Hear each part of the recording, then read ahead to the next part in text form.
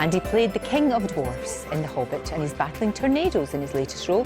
Going to be talking to actor Richard Armitage at 5 to 9, as well as that. First though, my next guest has starred in Spooks. He played Don French's husband in The Vicar of Dibley, I love that. And King of the Dwarfs in The Hobbit. We'll be talking to actor Richard Armitage in just a moment. First though, here he is in action.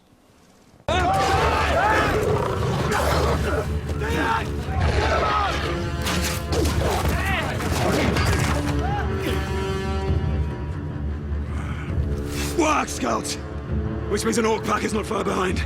Orc pack? Who did you tell about your quest beyond your kin? No one. Who did you tell? No one, I swear. What in Dory's name is going on? You are being hunted. Richard Armitage is here now. I loved The Hobbit. It was great fun. You were really, really grumpy in that, though. I mean, if that was Snow White and the dwarfs, you would be grumpy. He is a bit of a grump, isn't he? In a good way, though. In a good way. Yeah. He comes round in the end. We tried to soften him up a bit and give him a sense of humour, but it's not really there in the book. He is pretty cantankerous in that book. He is.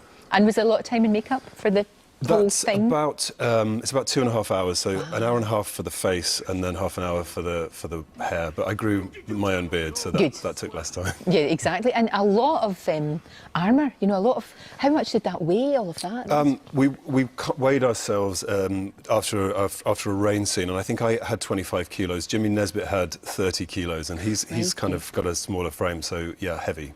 That's pretty intense. So that is why, now, when you said that you go to dwarf boot camp, what does that mean and entail? It was originally a 3-week training period. It turned into 8 weeks because Peter Jackson fell ill, but it was really beneficial for us because we got more time to learn how to walk, to interact with each other, to fight, and we literally had these enormous boots that we had to walk in because they were like clown boots because dwarves' feet are much bigger than. Of course they are. Absolutely, we knew that. And heads and hands as well. And, yeah, they are. That's the thing. You have to to do that. And so I guess that was a great time for you all to bond as well. You know, because as a unit, you know, all of the dwarves together. Yeah, and we did a lot of improvisation, which was like we'd go out into the field and behave like a military group, where we sort of found our hierarchy, which was really useful. Oh, it's really good. It's like I said, it's a fantastic movie. You must have spent a long time in New Zealand, which is no hardship.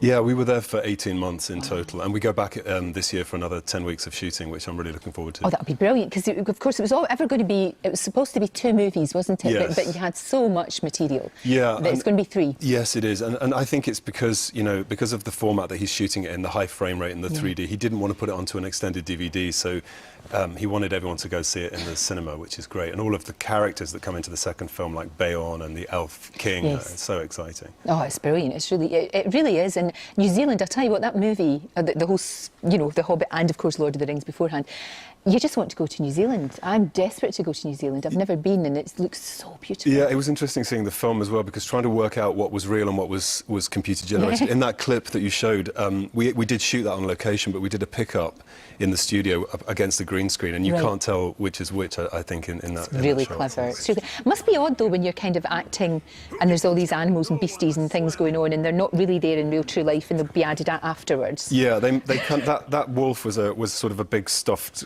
green toy. So did you not get the giggles? You start hammering away at a beanbag, and it's hard not to laugh. And that is no beanbag. That was a scary thing. Yeah.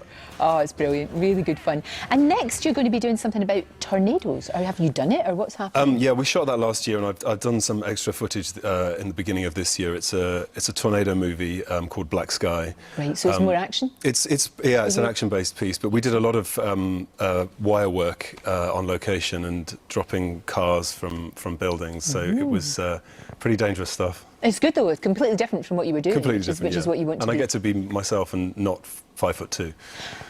Exactly, because everybody, you know that Aled Jones, he's so cheeky. He thought it was tiny. He said, is he really small? Is that why he was cast? I'm like, no. I did ask the same question to Peter, though. When I first met him, I was like, I'm a 6'2" guy, why do you want me to play a dwarf? So, but it's amazing what they can do with Jiggly It's amazing. And Ian McKellen is really, really huge. He's massive. I know. Yeah. And you two got on very well, didn't you? Yeah. He's you know how everybody thinks, oh, he's Ian McKellen, we have to curtsy and all of that. He's a scream. He's really funny. He's very naughty. He's got a great sense of humour, and he keeps the set very, very buoyant. So it was a real honour and privilege to work with him. It's that kind of thing, isn't it? People like that set the tone. They do. They really do when they're in that sort of position. attention, and that they do. Yeah, and he commands such respect, and he's part of the family from Lord of the Rings. But Yeah. but his humour is to be experienced. He's right now shooting a sitcom with Derek Jacobi, and it was supposed to be called Vicious Old Queens. Right. It's now just called Vicious.